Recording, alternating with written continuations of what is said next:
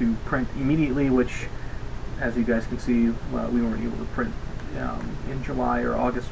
In July or June of this year, to the satisfaction of what we were looking for. So I sent them along to them, and very good. So, and I'll type it in the thing over here. So. Okay. Eagle 1J asks, is it something you can pre-machine and pre-wire for now to save trouble later? You're referring to the second yoke, I'm assuming. They're all ready. All the electronics are ready to go. It's not a question of the electronics. The actual Y-axis already has the dual yoke on some of the yokes that we've made.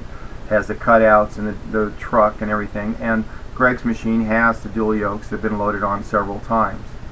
What I've tried to say is, I don't want to sell something that I feel is not 100% good for you. If it's not a question of trying to get another $1,000 out of someone. No. It's a question of, am I taking your money for something that I wouldn't personally purchase? And I wouldn't.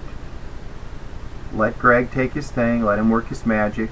If you decide to upgrade, we'll figure out what is the best way for you to go. It only takes 10 minutes to take the entire top out and put it back in, 10 more minutes to tram the system, and you're ready to go. It's not a big deal. It's 3 weeks shipping back and forth and $30,000 for the air ride van, but it's only a few minutes to do the swap.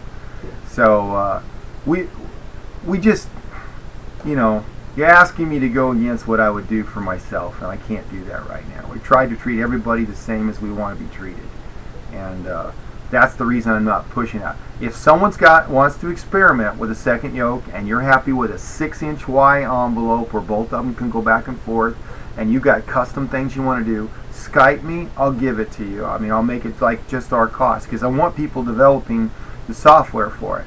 But if you're buying it thinking you're taking it because you're going to use it, or you don't have anything better to do, I got other toys you're going to want to buy. Put your money into the other toys. You're going to want the laser. You're going to want the foam cutter. You're going to want the volcano. You're going to want to be, those are the things you want to put your money into, not the second yoke at this time. I'm sure what will happen is you're going to love the system or you're going to hate the system. That's true. Yeah. And if you love the system, then you're going to say, you know what, I'm selling this to my grandmother because I love her so much and she's just really into 3D printing. And then you'll buy the bigger system. But right now, I just don't feel right about taking you guys for a ride. So let's put our energies and our resources into these other things, the other things that make this a system instead of just a printer. Got it. Well, printing lava. Yeah, I can print in lava. Just not the volcano lava, but wait. I know. No. He does, but he doesn't. We have things for material science that will just boggle the mind. We've already run into some of them, but I already know some fun stuff to do. Like, for instance, not lava soap. How about rock candy? Oh, How about I forgot about that. How about other porous materials?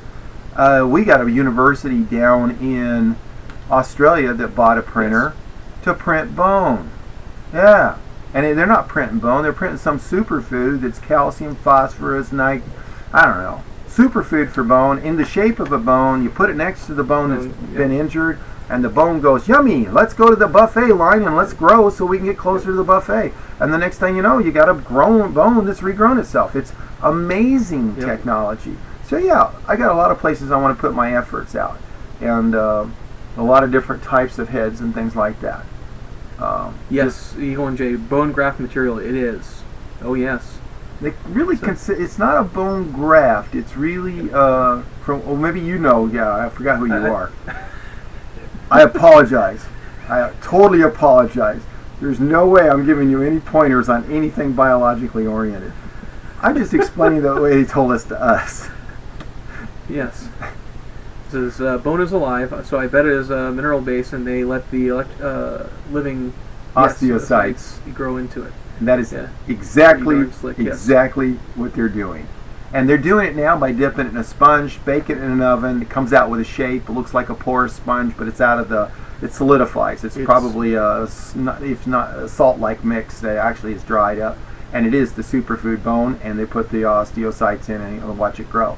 And how it differentiates between the marrow and the outside and the dura and everything that goes around it. Hey, threw in some key words there, huh? Who knows? Hospitals need these more than they know. I see custom casts. Absolutely. Yeah. Absolutely. You can see why I'm happy to be in it, because I've always wanted to do something that Skin for burn victims, Yeah. now bones. Oh yeah. yeah. That would have been a lot nicer for me back in the day, as you guys can see my arm. Hopefully that doesn't scare too many people. He hits me with that bump all the time, so it's a lot of partner abuse going on here. Gotta love football, guys. Just gotta love it. Hey, what do you think we try our luck and go back and see if it's still printing? I know this is painfully slow for you guys, but It's been an hour since we first were starting broadcasting tonight. has it been running an hour? It has been running an hour. This might be a record. I know. I must have a wicked golf swing. I can slice the living crap out of the ball, but I can't throw overhand anymore. But I can throw one hell of a mean curved ball. So because I can throw a sidearm. So And my friends hate me whenever I bowl. So. so do the people in the lane next to you. Quit throwing strikes in my lane. Very true. Oh no! What? It looks awesome. Oh.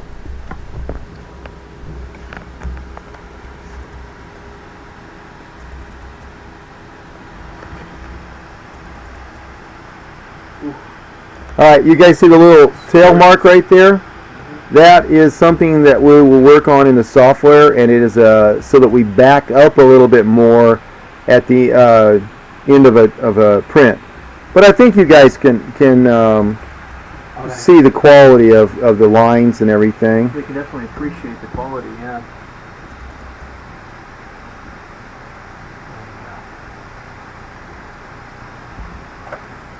That's looking fantastic.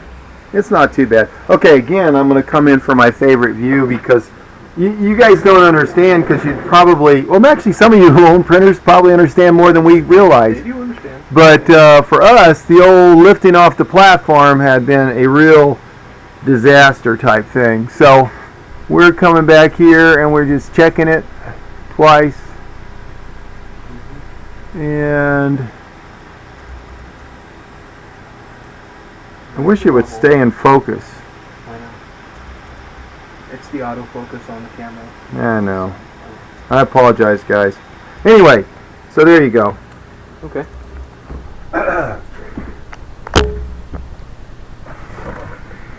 So the constant asks, so do we get to see ABS printing with plasticine support soon? Yes. Mm-hmm. And we've got some interesting stuff planned for this guy. Here's the thing. You got to be careful about how you support on the periphery. Mm-hmm. The internal supports, cakewalk.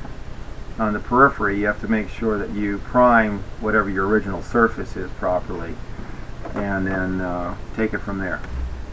I think you still have to have, there's a couple of secrets here. Anything below 80 degrees, just forget it. I don't care if you put super glue down, this stuff pulls up. It was amazing how lack of tenacious it was. For PLA, they might be different, but for ABS, absolutely. So just differentiating those two, so when you guys do that. Yeah, we're not experts on PLA yet. We may never be experts on PLA. Well, we will print with that. You have to know, we picked what we thought was the harder of the two materials because of the temperature. The PLA is going to run 50 to 100 degrees cooler. I don't know if it's 100 degrees, but 50 degrees cooler during the print.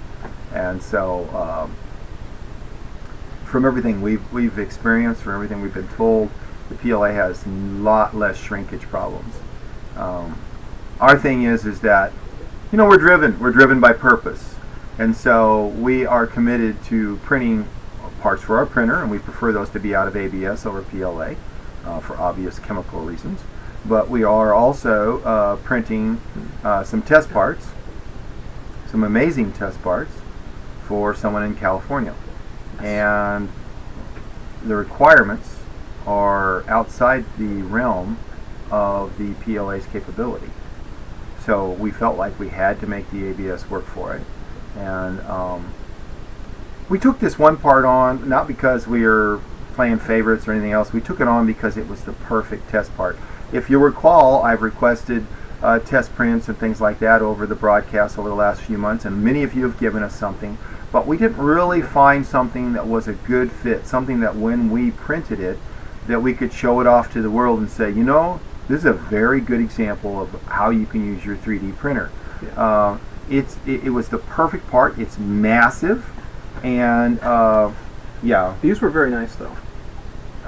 In a party favorite kind of way. I mean, I'm not going to print that and sell it to somebody. And if I did, I'm not selling it to, on a commercial basis. This is not, it's artistic. And there's nothing wrong with being artistic. But I'm looking for an engineering manufacturing problem to solve. Mm-hmm. Because that's really what we're trying to do. We're trying to create a manufacturing system.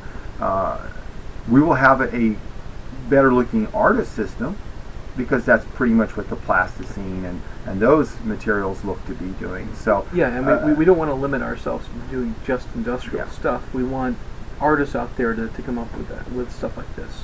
So there. But, okay. Yeah. Anyway, so Alan, thank you very much for joining us tonight. Oh. So yes, PLA is 180 to 195 degrees C. So it's roughly about what 40 degrees Celsius less than ABS. Yeah. So somewhere around there. Eagle 1J says, I wonder if Lego molds the parts bigger to take care of shrinkage. Absolutely. Every mold maker on the planet has a shrinkage factor that he factors in. Injection molded parts always shrink, and the same is true with just about every material, whether it's a metal or a plastic. Thermal coefficient of expansion is well documented. There's tables and handbooks. You can look them up, and yeah, you can be sure there's a shrinkage. I'll tell you what was surprising to me, and actually, what do you look for? You have the Libre file on this? I think I have it in my sandbox. I think you, I think let you do. I'll be right back, guys. I want to do a dimension check on that just for fun. Okay. So we didn't do that yet, and I thought it would be fun to see how close it came out to dimension. Now, that also means that I got to find some calipers, or at least some kind of measuring device. One of the that is one of the biggest issues when it comes to these parts. You're right. Is the dimensioning check. I really don't think that it's going to be out of spec. I think it's going to be in spec because it fit nicely. Mm-hmm. What? I don't even think I want to show this to anybody because they're going to think I'm faking it.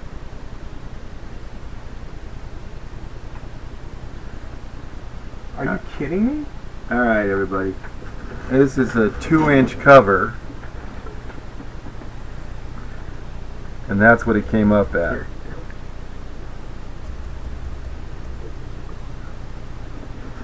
So I say it's pretty close. But let's go for the long way, because you know that's where shrinkage really counts. Yeah. And I think this is supposed to be 6 inches. No, it says 5.950. We're going to want to pull that file up. Okay.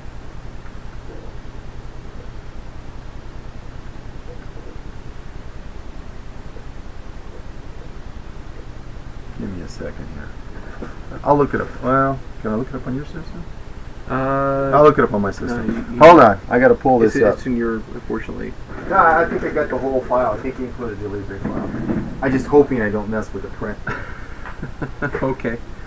The Constant said, in my experiences, the vases are easy to print, but as you say, engineering items tend to be harder. Yes. My main thing is I don't want any artists who are out there to feel any kind of snubness, because no, they're very when it comes important. to this stuff, and giving engineers an idea of saying, or even machinists or whoever is technical out there saying to themselves, I wonder if I could actually make this on a CNC or something like that. it's inspiring, very much inspiring. So, and working on something like that for everybody else out there. So we're just about to do a full revamping of what we've been doing online as well. So Eagle and Jay says 2 inches. Did you oversize the print? Did we? I don't think we oversized the print. Not at all. No. So Not the at actual all. so this particular material, this particular ABS. Well, it's the fact that it's cooled down some on the inside, and then because it keeps building. So we did a full fill, didn't we? No. Almost a full It is a 65% fill. Okay, 65% fill, which is probably the reason why it's still holding its shape. Very good question, Eagle and Jay. And yes, that would doing something like this on a CNC would stink. Although if you could do it, it shrank in the other direction. There you go. Oh, it shrank in the other direction. Well, so that or we got a could be we have a differential multiplier off, but it did shrink in the long direction when we took it off. So it shrank in the long direction. Yeah, it shrank almost a millimeter in the long direction. So a millimeter per 6 inches. That's not good. I mean, that's not what I would have expected. True. All right, so it's obvious. Obviously, you can change that with the software because we can elongate it in any of the X, Y, and Z before we slice it. And when we figure that factor out, we'll make it automatic. You don't have to worry about that. Yeah. I'm just looking to see what kind of dimensions we're getting here. Now that I know is metric. Mm-hmm.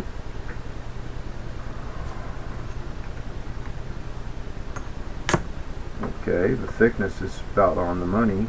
It's 10 thousandths off on the thickness. 4 thousandths off on the thickness there. 10 thousandths off here. That's fine. I think that's as good as you're going to get there.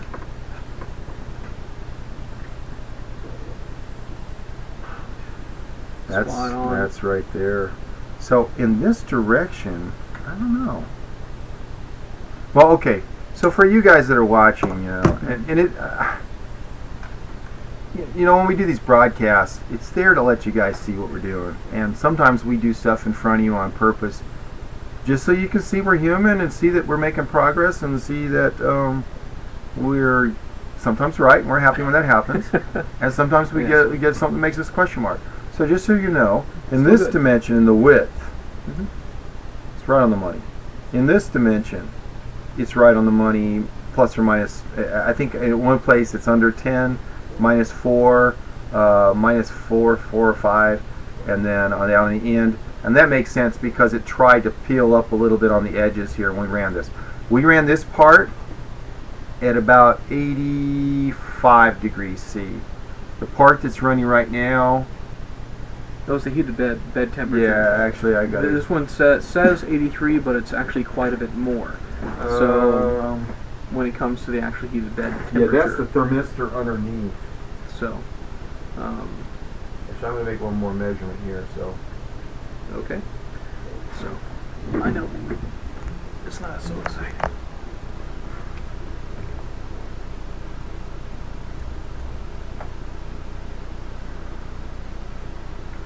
.443. Okay.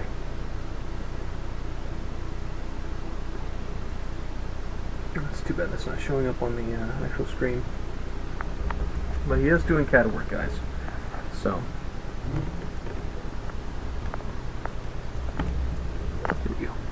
Perfect. On the money. So we shrank in the long dimension, but not in the other one. I'm not so sure that isn't a slicer defect. Hold on. Could be a slicer defect. No. Let me do a double check on this other thing.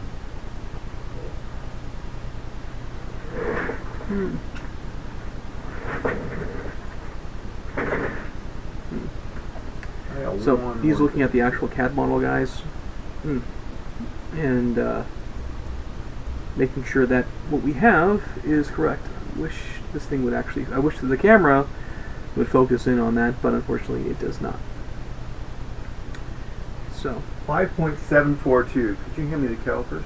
yes, 5.742. Yeah. So So 5.742 inches is what we're looking for. Yeah, it shrank. Hildrich says yes. I think it shrank more in the long dimension because of the thin part in the middle of the part. Yeah, but I'd go with I would have expected skew out of it. Yeah. And this is so straight, I don't see that. What's the difference in the middle part? Hildrich, you bring up a very, very good question. What is the difference, or what's the distance between each piece in the middle? Do you think that would be? Okay, so he's going from.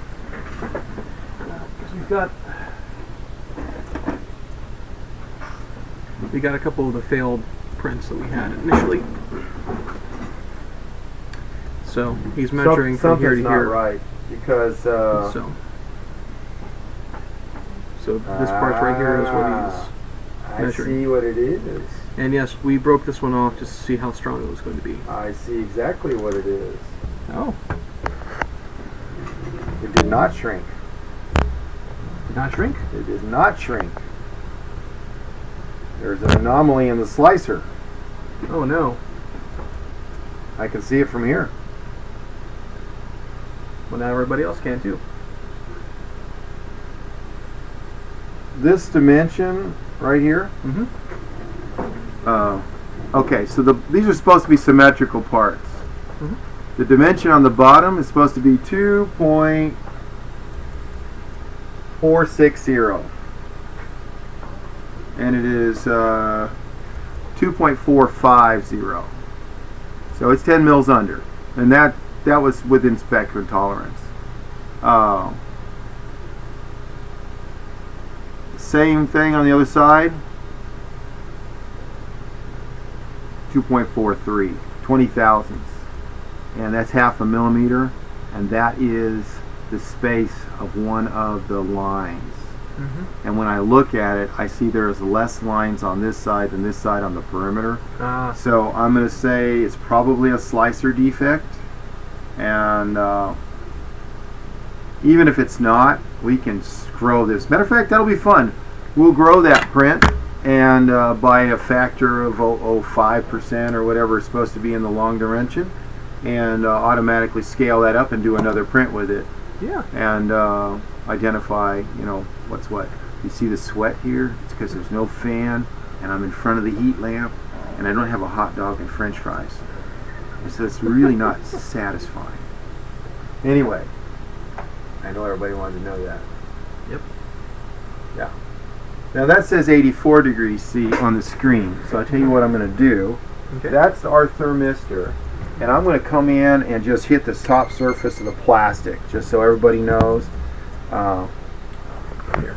That's at that's 97, 98, 100, 106.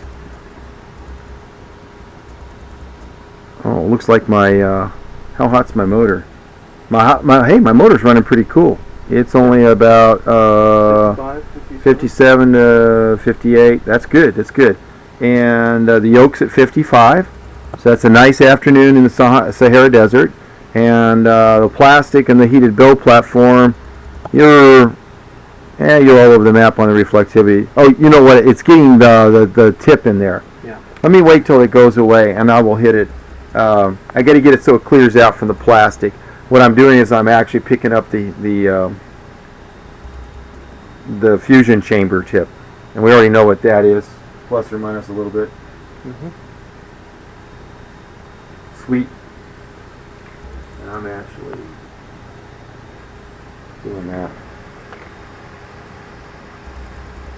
Oh, whoops.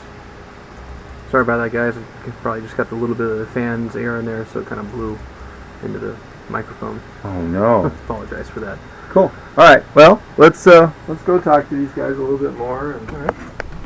they don't, we don't have to stay on for the whole build. We're just I know.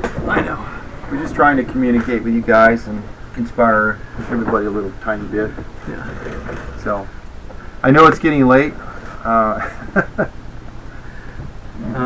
Eagle and J, wide heat lamp and the hot plate. I thought it would be great to keep your coffee warm.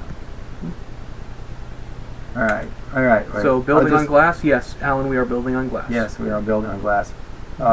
Eagle 1J, I know you were late, so I'll give you the quick heads up. Our heated build platform needed 10 more degrees. And before I went off and tweaked the circuitry to raise it up, I wanted to make sure it was 10 more degrees we needed. So we went and got a 250 watt heat lamp, and we're using that to augment the 120 watts of actual power that's being put into the hotbed right now. So there's your explanation. Have no fear, I will rectify the situation, and we have several things that should fix it, and I will report to you in a couple of days on what our first choice is for the best way to move forward with that. Yes. To me, the machine should print ABS painlessly, and if that means I've got to replace the heated build platform, then that's what it'll do. So, yeah. Actually, just since we're talking about this, about the heated build platform, from the prints we've been making and from this exercise, I really am looking at getting a cast heated build plate made that will be low mass, but one that we can get blanched ground on the top, and possibly one that's sandwich clad with a copper aluminum clad, so it gets better heat dissipation, better uniformity, and then something that we can coat with a insulating material on the outside. So we just gave all our secrets to anybody who might want to know about them. But if you have it done before we do, just give us a call, because we might be interested in purchasing them from you. In the meantime, we'll move forward. You just know that patent has shipped off and expired. So. You're not going to get a patent on that. I've been making a sandwich like that for 25 years. So, yeah. So prior art, I love it. Tons of prior art. Okay. Everyone wants to patent footwear. Like no one's ever made a shoe before in their whole life. Anyway. Yeah. Patent pending. This one has laces. Alright. So, what was there? Let's see. Local. Yes, I like that. Local 3 printer back here uses aluminum chuck and no flat. So who knows who is watching? I know who one or two of the backers, one or two of the lurkers are. So it doesn't matter. Everybody's welcome. Thank you very much. Even if you are lurking, I'm sorry you just aren't able to actually communicate with us through the chat, and because it's basically anonymous through Justin.tv anyway, and takes less than a second, at least, not second, as a second at a time, but it doesn't take that very much to actually sign up and get online and talk with us. Don't be shy. Don't be shy. Yeah. Hutchison needs all the friends he can get. Yeah, and even if you are part of the competition, you want to ask us questions, ask away. Because we'd probably be doing the same. Well, actually, we wouldn't be doing the same thing. We'd just, we'd steal your ideas any way we could. No, we wouldn't. So, if you've got a great idea, fantastic. Awesome. Yeah. Okay. Well, listen, I'm looking up here, and there was something that someone asked that was good. Oh.